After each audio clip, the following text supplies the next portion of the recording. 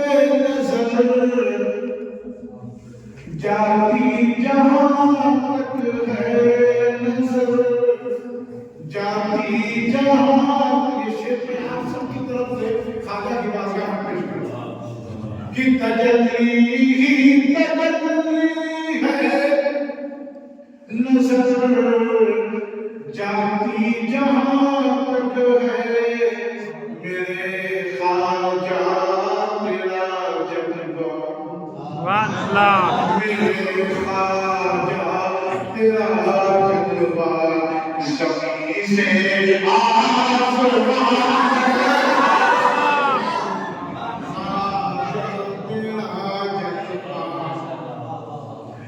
زمین سے آسمان تک ہے اور عجب توقیر بخشی ہے خدا نے تیری صورت کو جب توقیر بخشی ہے خدا نے تیری صورت کو عجب توقیر بخشی ہے خدا نے تیری صورت کو نظر جاتی جہاں تک ہے نظر آتی وہاں تک نظر جاتی جہاں تک ہے اور نظر آتی وہاں تک ہے اور محدث اعظم فرماتے ہیں دو شعر ابھی آپ سنیں گے ہمارے حضرت علماء کرام ان کی دعائیں ہیں میں کچھ نہیں یہ سب بڑے ہیں اللہ کی ان کی دعاؤں کے صدقے میں میرے گناہ کو حضرات بس دو شعر محدث اعظم کا دو شعر محدث اعظم کا اس وقت عجیبیت میں ہر غریب نواز کی گنبد کو دیکھ رہا ہوں ہر دکھی میرے خواجہ کو پکار رہا ہوں ہر چاہنے والا اور اس وقت خواجہ جیسے ہم اپنے اچھوں کے بیچ میں یہ علماء اچھے ہیں ان کے بیچ میں خواجہ کا ذکر کر رہے ہیں ابھی خواجہ اپنے اچھوں کے بیچ میں اور غلاموں کا نام لکھ رہے ہیں لسٹ جا رہی ہوگی کہ مراد جامع مسجد میں اللہ کے گھر میں بڑی اللہ کوئی جلسہ کرائے گا اس کی گواہی کوئی دے گا دے مگر آپ کے جلسے کی گواہی یہ نوجوانوں کو سمجھاؤ یہ اللہ کا گھر دے گا مسجد یہ ولی اللہ کا گھر ہے اور جس کا ذکر ہو رہا ہے وہ ولی اللہ ہے اور یہ اللہ کا گھر ہے تو ولی اللہ کا ذکر کی محفل بیت اللہ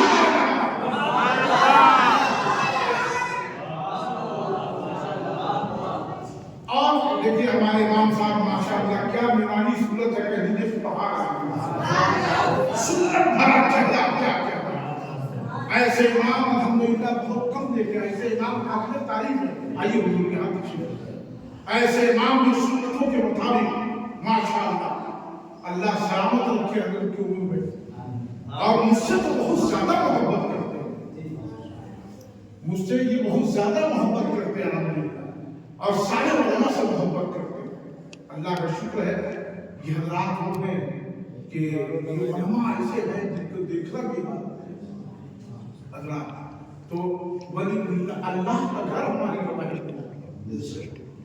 فلاں کا بیٹا فلاں کا پوتا اور جانتے ہیں آپ کے آبا و اجداد کی روح اس وقت قبر میں خوش ہو کے آپ کے لیے دعا کر رہی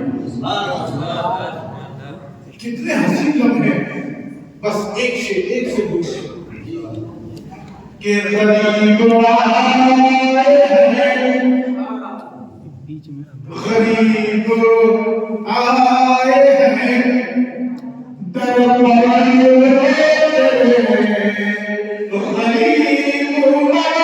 نواز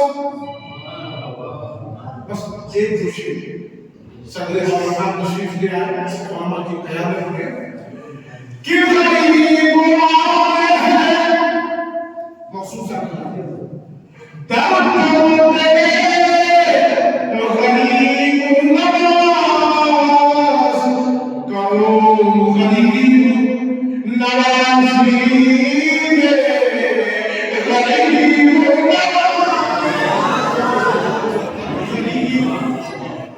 نوازی غریب نواز اپنا اقبال ہماری انسان کی جانب سے یہ شعر کہ نیاز داشتا اللہ کی دعائیں شامل ہیں نیاز داشتا کیسا حزین منظر ہے نیاز داشتا کیسا حزین منظر ہے ادھر غریب کھڑے ایک جمام سبحان اللہ کہہ دے تاکہ فرشتے غریب کھڑے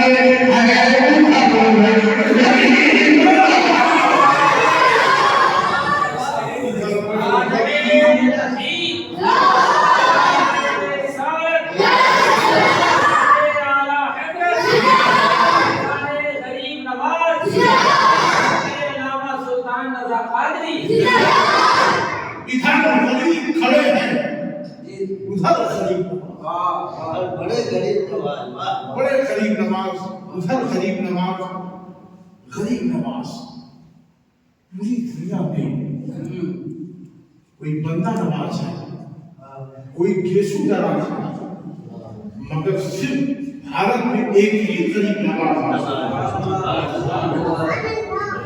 اور بھارت گیسو ہی ہوگا ناز یہ ہے کہ کسی امریکہ کے پاس طاقت تو ہے دعا لے کے طاقت تو ہے مگر پھر بھی امریکہ انڈیا کے مقابلے میں بہت پیچھے ہے اس لیے کہ امریکہ کے پاس کوئی امیر نواز نہیں ہے بھارت کے پاس غریب نواز ہے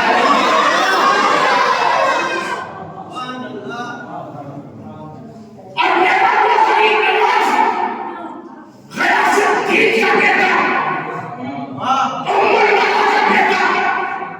جب پیدا ہوا جب آپ پیدا ہوئے آپ غریب نواز کی تاریخ پڑھیے خواجہ صاحب غریب نواز رضی اللہ تعالی عنہ کا وہ خاندان ہے جس خاندان میں جتنے اولیاء وہاں تک پہنچے ہیں تو کوئی قطبیت کے مقام پہ تھا کوئی اقلیت کے مقام پہ تھا اور کوئی ولایت کے مقام پہ تھا اس خاندان سے غریب نواز پیدا ہوئے اور آپ کو بتا دوں تاریخ کا مطالعہ کیجیے میں آپ کو بتا دوں جب غریب نواز پیدا ہوئے تو تہجد کے وقت غریب نواز نہیں بنا اب پورے گاؤں میں سنجر کی سرزمین پر ایک روشنی تھی تو لوگوں نے کہا کہ یہ اچانک نور کہاں سے آیا یہ روشنی کہاں سے آیا کیونکہ تہجد کا وقت تھا اور حضرت خواجہ صاحب کا جو گاؤں سنجر تھا وہاں پر تہجد کی نماز کے لیے اہتمام ہوتا ہم فرض نہیں پڑھ پاتے بہت مشکل سے جمعہ پڑھتے ہیں تو سوچتے امام صاحب کا احسان کرتے ہم لوگ جو نماز کے اندر ہمارے یہاں جو کوتاہی ہے اتنی عالیشان مسجد ہے مگر نمازی کتنے ہیں دیکھنا ہے کہ فجر کی نماز میں نہیں یہ علماء کرام کا احسان ہے کہ یہ دین کی خدمت کر رہے ہیں اپنے بال بچوں کو لے کر دین کی خدمت کر رہے ہیں تاکہ مسجد میں اذانیں ہوں مگر خواجہ صاحب کا جو گاؤں تھا اس گاؤں کے اندر فجر نہیں فجر تو چھوڑیے تہجد کی نماز کے لیے پورا گاؤں اٹھتا تھا اس نماز کا ایک ٹائم بنا ہوا تھا اور پورا گاؤں نماز پڑھتا تھا جب لوگوں نے دیکھا کہ روشنی ہو گئی اجالا ہو گیا تو لوگوں نے کہا کہ افسوس آج ہم لوگ اتنا دیر سو گئے کہ رات گزر گئی پتہ نہیں چلا مگر اس زمانے کے حساب سے جب ٹائم دیکھا گیا تو لوگوں نے کہا ٹائم تو وہی ہے وقت وہی ہے رات تو باقی ہے تو پھر روشنی کیسی تو پتہ چلا کہ خواجہ صاحب کے والد حضرت سید غیاث الدین کے گھر سے روشنی آئی ہے لوگ وہاں پہنچے اور بڑی آ کے بتاتی ہے کہ بی بی ام الورا کو ایک نور سا بچہ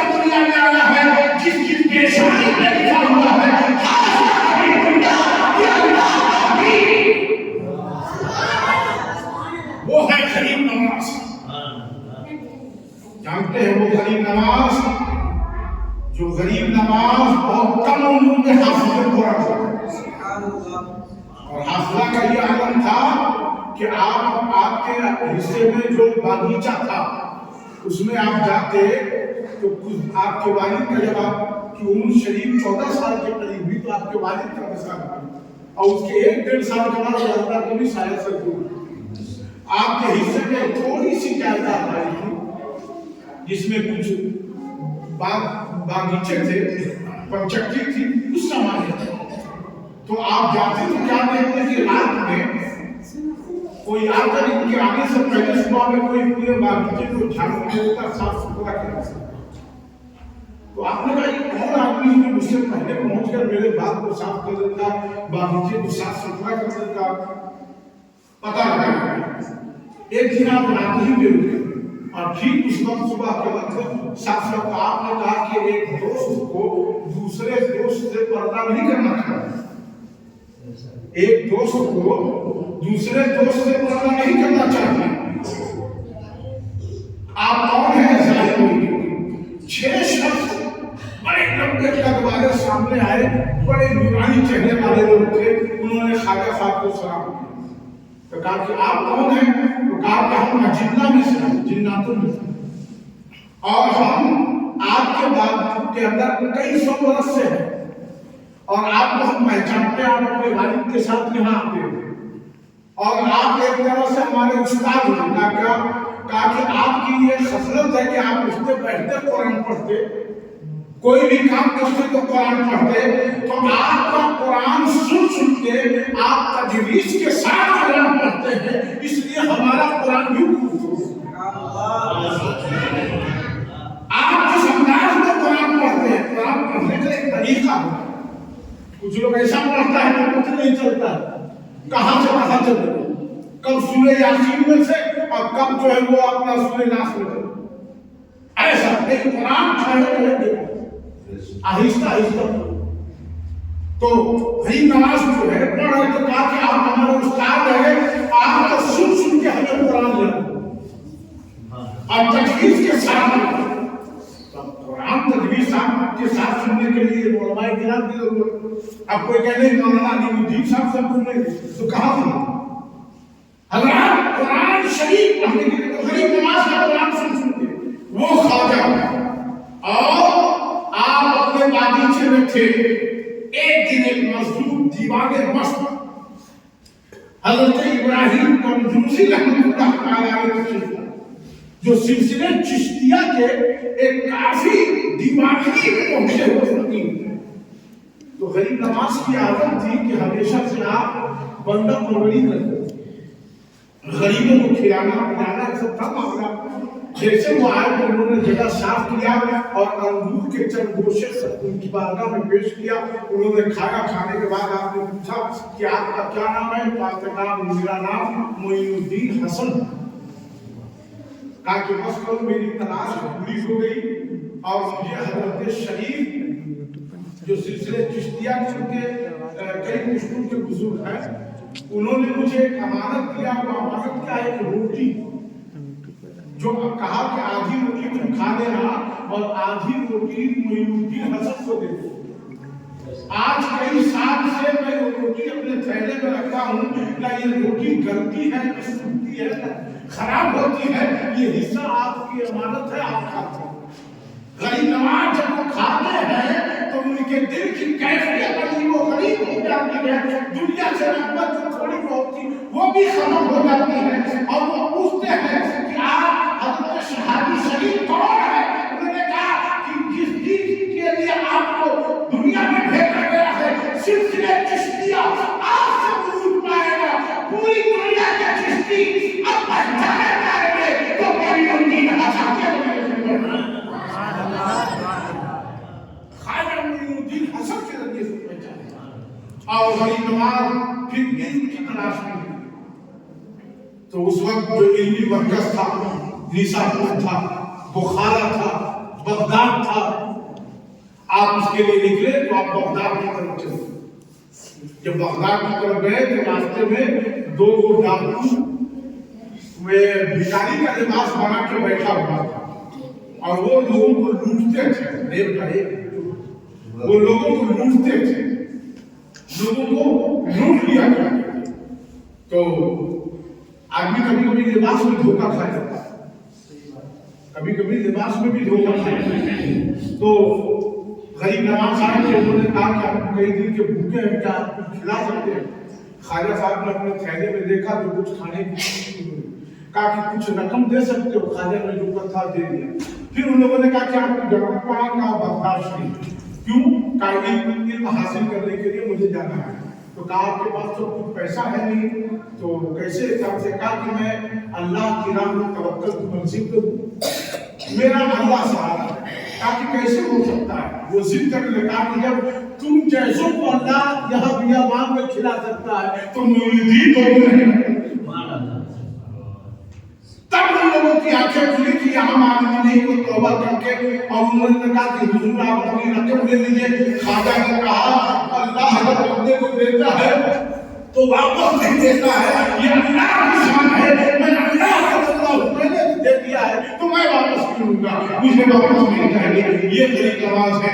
बचपन से मुजाहिद रियासत की मंजिलों से उठते, जब ये अपने पीर उस्मान हारूनी की बारगाह में पहुंचते हैं तो 20 साल तक इन्होंने अपने पीर की खिदमत की। यहाँ तो आज हमारे पीर 1 से 2 दिन आ जाते हैं तो पीर को फारिग पड़ गए, बुरा नहीं मानेगा।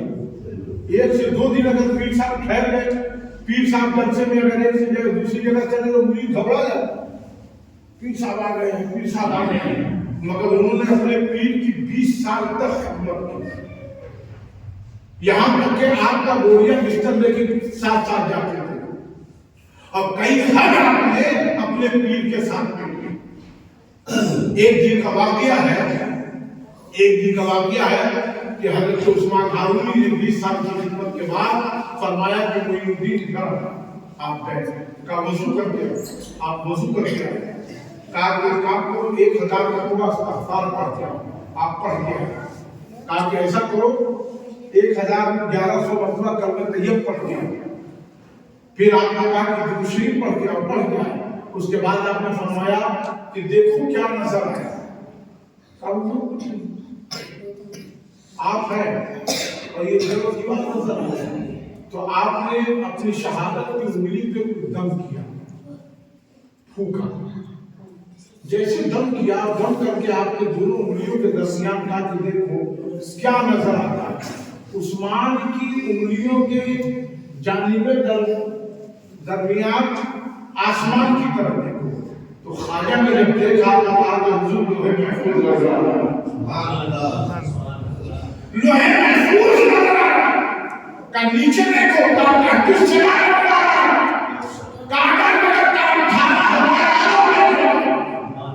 अब आप कैसे पढ़े लिखे लोग जो कुरान की शान है आप मान जाना है, आप कैसे पढ़े लिखे और जिंदा के मुसलमानों के अदालत में फैसला सुनो कि जब मोइनुद्दीन के पीर उस्मान हारूनी की उंगली में ये जमात है तो कैसे अल्लाह की उंगली का जब इनकी उंगली का ये हाल है और ये उस्मान हारूनी की उंगली का असर कि अजमेर में ख्वाजा की उंगली उठी तो पूरा आना सागर प्याले में आ गया और आप मंजिलें पूरी हुई, आप मदीने में रहने लगे। यहाँ तक कि एक मरतबा बारगाह रिसालत से आवाज आई कि मोइनुद्दीन इधर। तो उस नाम के और भी बुजुर्ग थे, कुछ लोग हैं, तो आवाज आई कि गयासुद्दीन के बेटे मोइनुद्दीन हसन।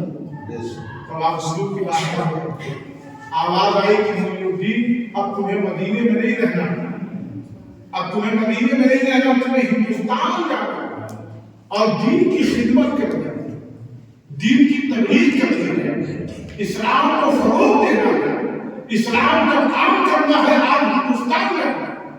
ख्वाजा साहब के दिल में बड़ा गम इसलिए कि जो लोग हज करके आए हैं, और हो सकता है इस गांव में कोई हाजी भी है, जो लोग हज करके आए हैं, मैं दुआ करता हूँ कि जितने लोग मस्जिद में हैं ख्वाजा का करम हो जाए, हम सब मदीना निकलें। सुभान अल्लाह। आज हज करके जो लोग आए हुए हैं उनसे पूछिए कि کہ جب مدینے سے عاشق لوٹتا ہے تو کیا کیفیت کیا کیفیت ہوتی ہے. تو خواجہ نے کہا کہ آقا آپ کا دربار چھوڑ کے جانے کا من نہیں کرتا. جب ایک علی کا دربار ایسا ہے، جب مخدوم بہاری کا دربار ایسا ہے، جب مفتی اعظم محمود علامہ مفتی رفاقت حسین علیہ رحمۃ کا دربار ایسا ہے، جب خواجہ کا دربار ایسا ہے تو محمد کا دربار ایسا ہے. یہ دربار محمد ہے. یہاں اپنوں کا کیا کہنا، یہاں سے ہاتھ خالی غیر بھی جایا نہیں. انہوں نے کہا کہ آقا آپ کا دربار چھوڑنے کا من نہیں ہوگا، دل نہیں چاہتا کہ ہم آپ کا دربار چھوڑیں.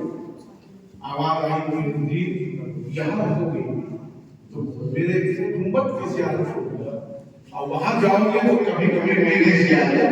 سبحان اللہ. میں روحانی طور پر خواجہ نے مدینے کا حکم دیا، سرکار کے حکم سے آپ ہندوستان چلے. تو اب اس زمانے میں کمپیوٹر تو تھا نہیں، کمپیوٹر تو نہیں تھا، موبائل بھی نہیں تھا. ابھی بھائی کوئی بھی بات ہوتی آدمی سمجھتا نہیں، اٹھا کے فون کر سکتا نہیں سمجھ تو بھائی 1 منٹ کے اندر فون کر دیتا. تو پہلے کی بات الگ، پہلے کے زمانے میں یہ سب تھا نہیں. تو خواجہ غریب نواز کو سارا نقشہ بتا دیا گیا، آپ کو ایسے جانا ہے، ایسے جانا ہے، ایسے جانا. تو خواجہ صاحب ڈائریکٹ نہیں چلے، پہلے بغداد گئے، نجم اشرف گئے، حضرت داتا گنج بخش لاہوری کی بارگاہ میں، لاہوری کی بارگاہ میں، اور ان بارگاہوں سے حاضری دے کے ہندوستان تو یہاں پر یہ علماء کرام کی دعا لے کے 1 منٹ کا رک جاتا ہے. 1 منٹ کہ خواجہ صاحب گئے تو نہیں آئے.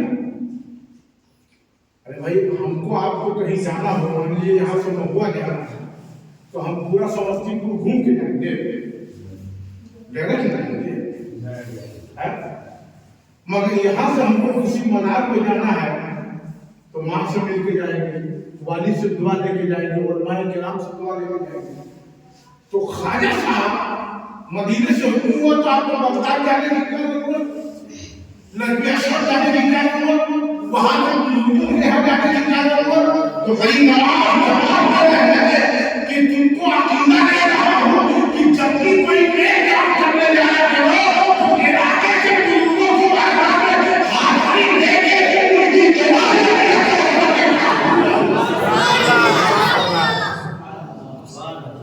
تاکہ تمہارا کام پورا ہو جائے. یہ عقیدہ غریب نواز نے ہمارے اولاد کو دیا، یہ عقیدہ حضرت غریب نواز نے ہم کو اولاد کو دیا. اور خواجہ غریب نواز اس وقت کے جتنے راجائیں تھے اس سب راجاؤں کے یہاں مصور کے ذریعے سے تصویر دے دی گئی تھی کہ معین الدین کو ہندوستان آنے نہیں دیا جائے، معین الدین کو ہندوستان آنے نہیں دیا جائے، معین الدین کو ہندوستان آنے نہیں دیا جائے. مگر خواجہ کو کوئی راج نہیں روک سکا، نہ کوئی ملک والا روک سکا، نہ کوئی بادشاہ روک سکا.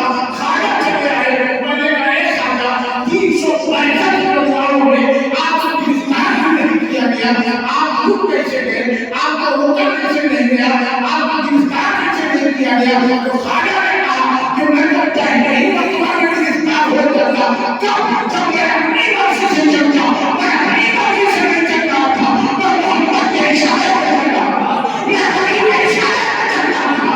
تو کیا وہ ہے جو اپنی مرضی سے چلتا ہے وہ کبھی نہیں رکتا، جو کبھی نہیں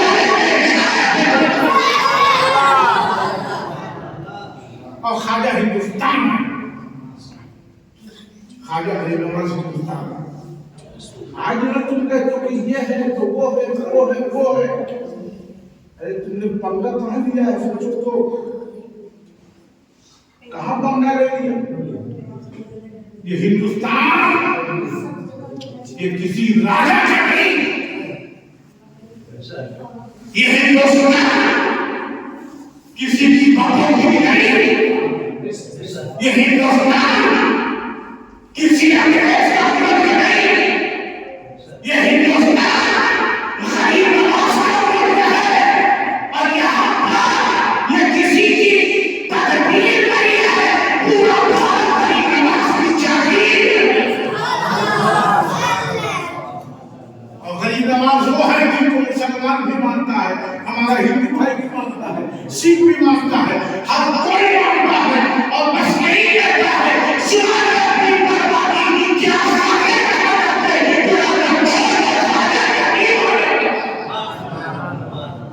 ये गरीब नवाज का वो गरीब नवाज की भक्ति है, ये गरीब नवाज का वो आदम है। और यकीन जानिए आपने मजलिस कराया है, ये मजलिस आपके लिए फायदा नहीं है, बल्कि आपका नाम अजमेर के ख्वाजा के रजिस्टर में लिख चुका और मुरादपुर से अजमेर से बुलाया ख्वाजा का काम हो गया।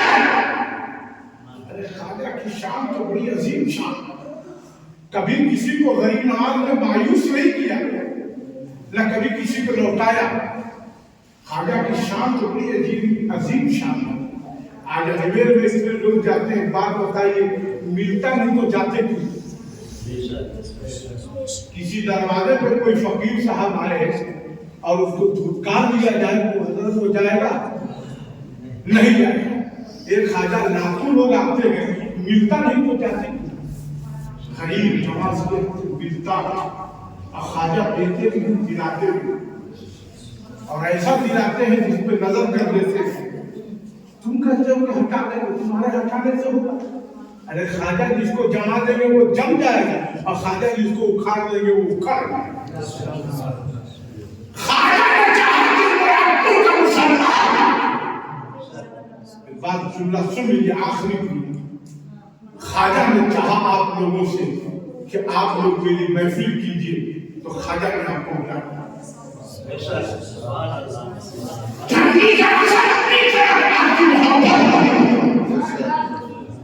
ये ख्वाजा की मर्जी है, ख्वाजा की हत्या है। इसीलिए कहा है कि इरादे वो समझते हैं मगर बनकर टूट जाते हैं, वही अल्लाह का शुक्र है, आपकी बसी भी है।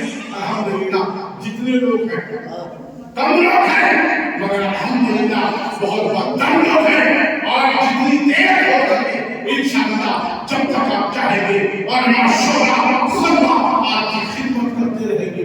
अल्लाह ताला आप लोगों को सलामत रखे।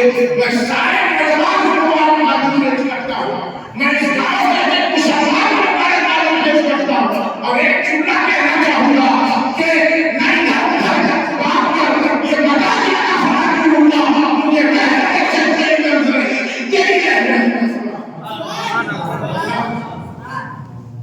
तेरी रहमत का सवाल है। असल मस्जिद है, और मस्जिद में बहुत एहतियात की जरूरत है। मस्जिद अल्लाह का घर है और मस्जिद का एहतराम भी जरूरी है। हज़रात एक बात समझ लीजिए, इमाम आज़म ने देखा कि एक बच्चा जो बारिश हो गई थी तो जमीन गीली हो गई थी तो उछल कूद के चलता था। इमाम आज़म ने कहा कि बेटा उछल कूद के मत चलो, गिर जाओगे तो तुम्हारा नुकसान होगा, आपका हाथ पांव टूट जाएगा। तो उस लड़के ने कहा कि इमाम आज़म आप मुझसे ज्यादा समझ के चलिए। तो आपने कहा मुझसे कह रहा कि मुझसे ज्यादा समझ? कहा कि हाँ, अरे मैं गिरूंगा तो मेरा ना नुकसान होगा भैया, मैं गिरूंगा तो मेरा नुकसान होगा, मेरे माँ बाप, मगर आप इमाम है, इमाम आप गिर जाइएगा तो पूरी कौम गिर जाएगी। लिहाजा आपको ज्यादा समझ के चलना है, इसलिए कि सारी जमात आपका नीचे है। आप लोग इत्तेजा करते, इमाम आज़म ने उससे सबक हासिल, उस बच्चे से आपने सबक हासिल किया। लिहाजा लोगों गरीब नवाज का कर्म हो गया। आप बैठे हुए छोटे छोटे बच्चे आपके, इनको कल बताना नहीं पड़ेगा कि ख्वाजा साहब कौन है। आज तो मामला ये है कि मोबाइल में इतना लोग बिजी हो गया, छोटा छोटा बच्चा सब खाना भी खाएगा तो मोबाइल में, सोएगा तो मोबाइल में। ये सब बच्चा सब शायद नहीं मोबाइल देखता होगा। अब माँ बाप भी लगते हैं, माँ बाप भी बचने के लिए बच्चा को मोबाइल देते हैं, और छोटा छोटा बच्चा वो मोबाइल चलाता है कि मौलाना शहरियार भी नहीं चला पाएंगे जितना अच्छा वो चला है। ऐसा मोबाइल चला और मत पूछिए ये मोबाइल का इतना खतरनाक दौर हो गया है। अब फिर लोग कहेगा क्या, नौजवान हमारा कहेगा बच्चा घर के हम लोगों को नजरअंदाज किया जाता है, नजरअंदाज नहीं किया जाता। अल्लाह की कसम मस्जिद में खुशी हो रही है जहां पर कुरान पढ़ने वाले हैं, ये कोई बात नहीं है, ये अल्लाह सलामत रखे। बहुत लोग हैं, मैं नहीं कहता क्योंकि शाह साहब हमारे मेहमान हैं।